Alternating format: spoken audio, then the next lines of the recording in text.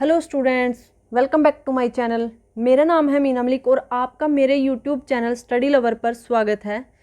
अगर अभी तक आपने मेरे चैनल को सब्सक्राइब नहीं किया तो पहले मेरे चैनल को सब्सक्राइब करें और बेल आइकन पर भी क्लिक करना बिल्कुल मत भूलें, जिससे आपको मेरी वीडियोज़ की हर नई नोटिफिकेशन मिलती रहेगी।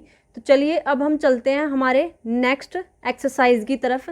जैसे कि लास्ट क्लास में हमने 2.2 जो एक्सरसाइज थी वो हमने कंप्लीट कर ली है, और अगर आपको 2.1, 2.2 और इनसे रिलेटेड बेसिक कंसेप्ट और सभी एग्जाम्पल आपको देखने हैं तो आपको पूरी प्लेलिस्ट का लिंक डिस्क्रिप्शन बॉक्स में मिल जाएगा। उसमें आपको लिखा मिलेगा क्लास 10 पोलिनोमियल चैप्टर 2 प्लेलिस्ट। तो उसको क्लिक करते ही आपके पास पूरी की पूरी जो जितनी वीडियोस इससे रिलेटेड हमने अपलोड की हुई है वो सारी की सारी आपके सामने ओपन हो जाएगी। और जो भी क्वेश्चन या फिर जो भी आपको एग्जाम्पल आपको अच्छे से समझना है या फिर देखना है, ठीक है, जिसके बारे में आप इंटरेस्ट रखते हैं तो वो आप क्लिक करके देख सकते हैं।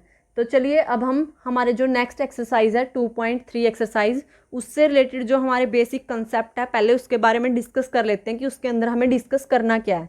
ठीक है, मीन्स जो न्यूमेरिकल हैं वो कैसे मिलेंगे हमें, वो किस टाइप के होंगे और किस टाइप के न्यूमेरिकल हमें यहाँ पे सोल्व करने हैं।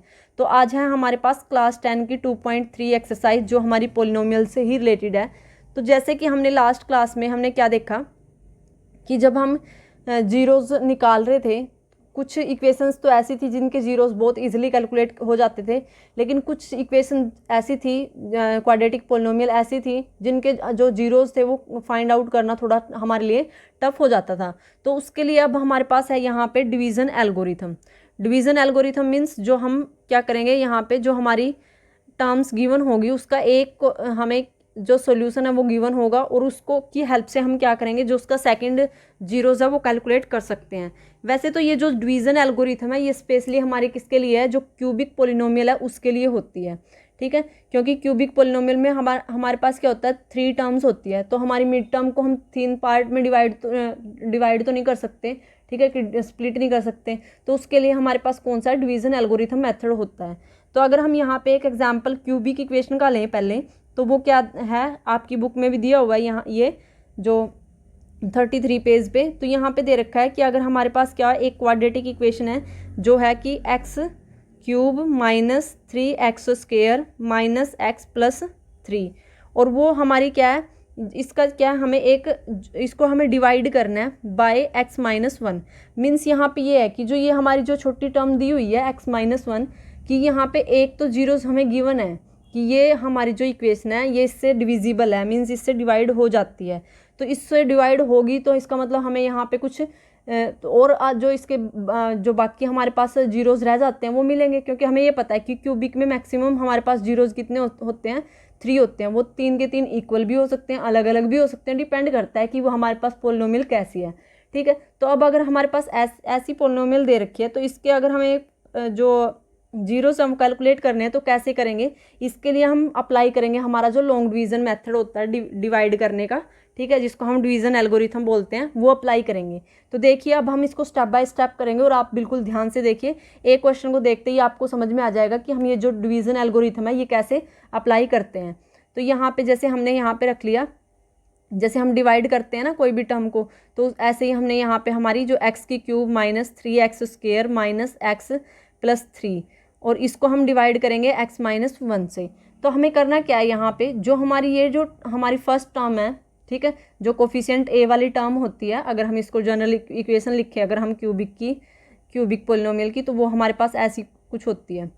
ठीक है, तो अगर हम यहाँ पे क्या करें, जो हमारा a कोफिशिएंट वाला जो हमारे पास वेरिएबल होता है जिसकी मैक्सिमम पावर होती है, हमें क्या करना है, जो हमारी जिससे हमें डिवाइड करना है उसकी जो हमारे पास वेरिएबल है उसकी मैक्सिमम पावर लेके आनी है।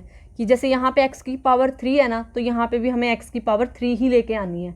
तो x की पावर 3 लेके आने के लिए यहाँ पे क्या चाहिएगा, हमें x² से मल्टीप्लाई करवानी पड़ेगी, क्योंकि जब x² होगा और इनटू में अगर x करेंगे तो बेस सेम है, पावर ऐड हो जाएगी। तो जब हम इसमें पावर ऐड करेंगे तो यहाँ पे क्या बनेगा, इसकी पावर क्या 1 है, इसकी पावर 2 है, दोनों मल्टीप्लाई में है, तो 2 + 1 क्या बनेगा, 3 बनेगा।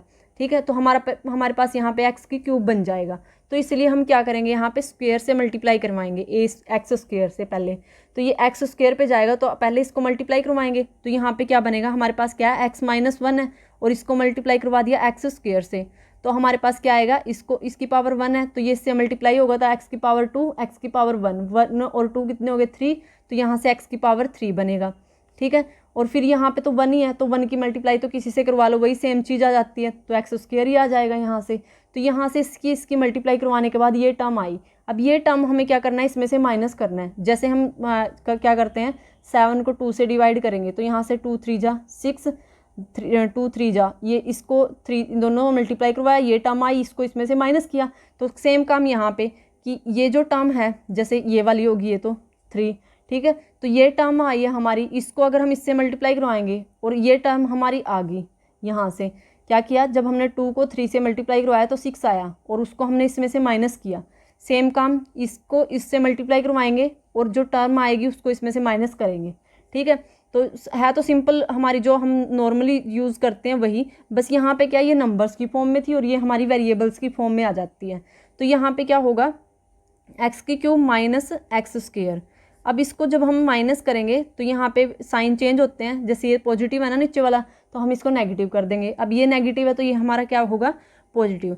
तो क्या क्या स्टेप हमने यहाँ पे फॉलो किए। फर्स्ट स्टेप ये देखा कि हमारी क्या होनी चाहिए, जिससे भी हम मल्टीप्लाई करवाएंगे तो वो हमारा एक्स की क्यूब बनना चाहिए। तो हमने यहाँ पे पता लग गया कि यहाँ पे एक्स की पावर 1 है तो हमें एक्स की पावर क्यूब चाहिए, तो इसका मतलब 2 से स्क्वायर से मल्टीप्लाई करवाना पड़ेगा। फिर हमने देखा कि इसकी जो सेकंड स्टेप देखा कि इनको दोनों को मल्टीप्लाई करवाने के बाद हमारे पास क्या टर्म आती है, वो टर्म फिर हमें क्या करनी थी, माइनस करनी थी। थर्ड स्टेप में हमने क्या देखा कि इसके साइन चेंज करने पड़ेंगे। क्यों कर रहे हैं हम साइन चेंज, अगर मान लो हमारे पास है 7 और हमें वो माइनस करना है -3 में से, तो यहाँ पे तो माइनस माइनस क्या होंगे, प्लस हो जाएंगे, तो ऐड हो जाएंगे ये वाली टर्म। तो इनके साइन क्या करने हैं, हमें चेंज करने पड़ेंगे एक बार। ठीक है, ताकि क्या हो, बाद में जो सोल्यूशन होगा वो देख लेंगे हम उसको। तो हमें क्या करना पड़ेगा, एक बार जो माइनस करने के लिए हमें एक साइन लगाना ही पड़ता है, जिसकी वजह से हमारे यहाँ पे साइन चेंज हो जाते हैं। जैसे ये पॉजिटिव है और ये हमारा नेगेटिव था। अब हम अगर हम इसको ऐसे लिखें यहाँ पे, एक्स की cube minus 3x square minus x plus 3, और इसमें से हमें माइनस करनी है हमारी ये टर्म जो आई है एक्स की क्यूब माइनस एक्स स्क्वायर। तो जो ये माइनस है अंदर जाएगा तो इनके साइन चेंज करेगा, इसलिए हमने यहाँ पे माइनस के जो ये साइन है इनको चेंज किया है। ठीक है, तो आई होप कि आपको अच्छे से समझ में आ गई होगी मेरी बात। तो अब हमें यहाँ पे क्या करना है, जैसे एक्स की क्यूब में से एक्स की क्यूब गई तो यहाँ पे क्या बचेगा, ये दोनों कैंसिल हो जाएंगे क्योंकि एक का पॉजिटिव साइन है एक का नेगेटिव साइन है। पर यहाँ पे क्या है, हमारे पास ये माइनस का 3x स्क्वायर है और ये प्लस का 1x स्क्वायर है, और 3 हमारा यहाँ पे बड़ा है तो यहाँ पे हमारे पास क्या बचेगा, नेगेटिव का साइन बचेगा क्योंकि बड़ा हमारे पास 3 है। तो 3 में से 1 गया, 2 बचेगा, तो यहाँ पे हमने 2 रख लिया और यहाँ पे बचेगा हमारे पास एक्स स्क्वायर। फिर हमारे पास जो टर्म बच गई हमें उसको ऐसे के ऐसे नीचे उतार लेंगे। ये टर्म बच गई थी हमारे पास, हमने ऐसे के ऐसे नीचे रख लिया। अब हमारे पास क्या आ गई है, एक क्वाड्रेटिक इक्वेशन आ गई। ठीक है, तो अब हम इसको चेक करेंगे कि अब ये कितने पे डिवाइड होगी। ठीक है, तो यहाँ पे हमारे पास क्या है, एक्स हमें चाहिए यहाँ पे 2x स्क्वायर। तो एक्स स्क्वायर तो बन सकता है एक्स से मल्टीप्लाई करवा दें, लेकिन फिर हमें 2 भी चाहिए तो 2 से भी मल्टीप्लाई करवाना पड़ेगा। फिर हमें नेगेटिव भी चाहिए ये, ठीक है, क्योंकि हमें बिल्कुल सेम वाली टर्म चाहिए जो आगे है हमारे पास। तो हम इसको मल्टीप्लाई करवाएंगे -2x से। अगर हम x -1 को मल्टीप्लाई करवाते हैं -2x से तो यहाँ पे बनेगा -2x स्क्वायर और माइनस माइनस प्लस 2x, ये बनेगी हमारे पास टर्म। तो अब हम यही वैल्यू यहाँ पे पुट कर देते हैं। तो यहाँ पे रखी हमने, पहले हम यहाँ पे रखेंगे -2x से मल्टीप्लाई करवा रहे हैं तो -2x रखेंगे, और यहाँ पे हम हमारी मल्टीप्लाई करवाने के बाद टर्म ये आई तो हमने ये टर्म रख दी इसके अंदर। अब हमें क्या करना पड़ेगा, यहाँ पे साइन चेंज करना पड़ेगा क्योंकि हम माइनस कर रहे हैं। तो साइन चेंज करने की वजह से यहाँ पे जो माइनस है वो प्लस का हो जाएगा और जो प्लस है वो माइनस हो जाएगा। वजह मैंने यहाँ पे आपको बता दी थी कि हम साइन क्यों चेंज कर रहे हैं। फिर उसके बाद हमारे पास यहाँ पे क्या आएगा, ये तो सेम चीज़ थी, एक पॉजिटिव है एक नेगेटिव है, तो ये तो दोनों कैंसिल हो गई यहाँ से। अब हमारे पास बच गई यहाँ पे ये भी नेगेटिव टर्म है और ये भी नेगेटिव टर्म है, तो यहाँ पे बन गया हमारे पास माइनस का x और माइनस का 2x, तो कितने बन गए हमारे पास -3x, और ऊपर से हमारे पास 3। अब हमें यहाँ पे देखने क्या पता लगा कि सेम ऐसी ही है कुछ, बस सिर्फ 3 से मल्टीप्लाई करवानी है -3 से। -3 से क्यों करवाई, क्योंकि हमें यहाँ नेगेटिव चाहिए, साइन तो बाद में चेंज होएगा और तभी कैंसिल होती है कोई चीज़ जब अपोजिट साइन हो। अगर पहले ही अगर अपोजिट साइन हो गए तो जब साइन चेंज करेंगे तो फिर तो सेम साइन आ जाएंगे ना, फिर तो ऐड हो जाएंगे इसकी तरह, जैसे ये कर लिया था। लेकिन हमें फर्स्ट टर्म को कैंसिल करने पे फोकस करना है। तो यहाँ पे हम क्या करेंगे, यहाँ पे -3 से मल्टीप्लाई करवाएंगे, -3 इंटू एक्स -1। तो यहाँ पे जो हमारी टर्म आई वो कितनी आई, -3x + 3। तो ऑलमोस्ट सेम टर्म आ गई हमारी यहाँ पे। तो हमने यहाँ पे बिल्कुल सेम टर्म आई जो वो लिख दी, लेकिन जिस चीज़ से मल्टीप्लाई करवाया वो भी लिखनी है यहाँ पे -3। ठीक है, तो ये हमारी यहाँ पे ये क्या आ रहा है, हमारा क्वोशेंट आ रहा है। जैसे हम कोई चीज़ डिवाइड करते हैं ना, तो ये हमारा डिवाइडर होता है, ये डिवाइडेंड होता है, और ये हमारा क्वोशेंट होता है, और ये रिमाइंडर होता है। ऐसे ही ये हमारा क्वोशेंट आ रहा है। ठीक है, और ये हाँ जो नीचे बचेगा वो रिमाइंडर बचेगा। तो अब हमारे पास क्या साइन चेंज करना है, ये साइन चेंज कर दिया, ये सेम चीज़ है अपोजिट साइन के साथ, ये सेम चीज़ है अपोजिट साइन के साथ, कैंसिल। तो हमारे पास रिमाइंडर क्या बचा, 0। तो इसका मतलब अब हमारे पास एक तो ऑलरेडी जीरोस पता था हमें कि अगर हम इसको 0 के इक्वल पुट करेंगे एक वैल्यू, तो ये पॉसिबल होगी हमारी जो क्यूबिक इक्वेशन जो हमारे पास हम लेके चले हैं उसकी। लेकिन अगर अब हम देखें हमारे पास तो अब क्या आई है, क्यूबिक इक्वेशन आई, सॉरी क्वाड्रेटिक इक्वेशन आई है। अब हमें क्या करने पड़ेंगे, क्वाड्रेटिक इक्वेशन के भी हमें फैक्टर निकालने पड़ेंगे। तो उसके लिए हम क्या करेंगे, यहाँ पे आया x² - 2x - 3। तो अब हमें वो जो हमारी जो मिड टर्म है उसको स्प्लिट करने का जो मेथड है उसको फॉलो करेंगे। तो यहाँ पे देखो हमारी जो मल्टीप्लिकेशन है वो कितनी आनी चाहिए, -3।